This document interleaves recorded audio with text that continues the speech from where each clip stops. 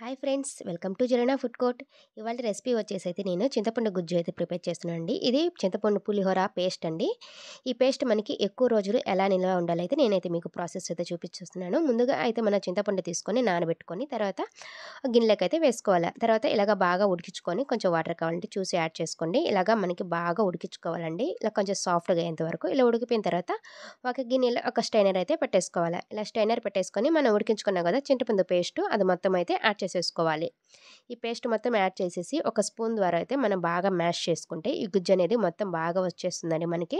చూసారా, ఎలా చేసుకుంటే సరిపోతుంది. లేదా మీకు చల్లారిన తర్వాత మిక్సీకైనా పట్టుకోవచ్చు అండి. మిక్సీ పట్టేసి మళ్ళీ ఇలాగ స్ట్రైనర్లో వేసుకొని చేసుకోవచ్చు, ఎలాగైనా చేసుకోవచ్చండి. తర్వాత ఇంకొంచెం వాటర్ అనేది చూసుకొని యాడ్ చేసుకోవాలండి. నాకు ఇంకా గుజ్జు ఉంది కాబట్టి నేను వాటర్ అయితే యాడ్ చేశాను, లేకపోతే లేదండి. మొత్తం అయితే ఇది బాగా చేసేసి మొత్తం అయితే ఇదైతే గుజ్జును పడేయాల. తర్వాత ఈ గుజ్జు ఉంది కదా, ఇదైతే మనము మొత్తం ఒకసారి బాగా చూసారా, మనకి కొంచెం థిక్నెస్గా వచ్చింది కదా, మొత్తం ఒకసారి బాగా కలిపేసుకొని గ్యాస్ మీద అయితే పెట్టేసుకోవాలా. గ్యాస్ మీద వేసేసుకొని ఇక్కడ గ్రీన్ చిల్లీ అయితే తీసుకుంటున్నానండి. గ్రీన్ చిల్లీ యాడ్ చేసుకోవాలా. తర్వాత కొంచెము కరివేపాకు, కొంచెము ఉప్పు అనేది, ఉప్పు మనం ఎక్కువ రోజులు నిల్వ ఉంటుంది కాబట్టి ఈ పేస్టు కొంచెం ఉప్పు అనేది చూసి వేసుకోవాలండి, మనకి రుచికి సరిపట్టు. కొంచెము పసుపు, తర్వాత కొంచెము బెల్లం తురుము వేసేసుకొని మొత్తం అయితే ఒకసారి బాగా కలుపుకోవాలా.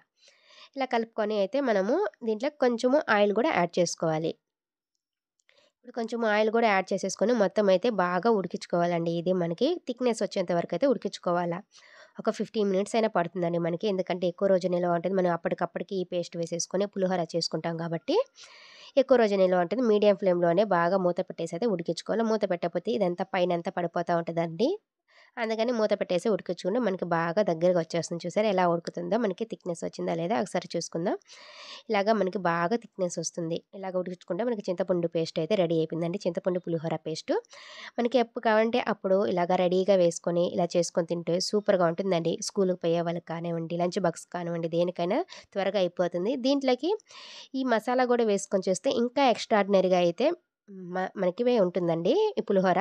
దీంట్లోకైతే ఆవాలు, కొంచెము మెంతులు వేసుకొని దోరగా ఫ్రై చేసుకోవాలండి మీడియం ఫ్లేమ్‌లో. కారం తగ్గట్టుగా నేనైతే 2, 3 ఎండుమిర్చి అయితే యాడ్ చేస్తున్నాను. మీరు కారం తగ్గట్టుగా యాడ్ చేసుకోండి. మొత్తం అయితే ఇది కూడా బాగా డ్రై రోస్ట్ చేసేసుకొని మిక్సీ జార్‌లో వేసుకొని మెత్తగా పౌడర్ లాగా అయితే చేసేసుకోవాలా. ఇది కూడా మనకి పౌడర్ అనేది కూడా ఎక్కువ రోజు స్టోర్ ఉంటుంది. మొత్తం ఇది అదే 2 కలుపుకొని చేసుకుంటే పులిహోర అనేది మనకి సూపర్‌గా ఉంటుందండి.